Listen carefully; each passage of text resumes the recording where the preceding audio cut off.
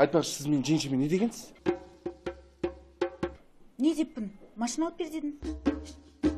Қайдағы машина 4 түңгілік әпер депсіз ғой, кеше колесодан 4 түңгілік іздеп жатыр ғой.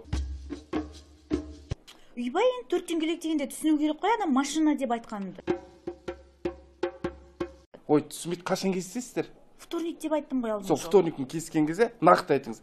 Қара Камри 70 әперіңіз деп айтыңыз, түсіндіңіз ғой, ә? Болды.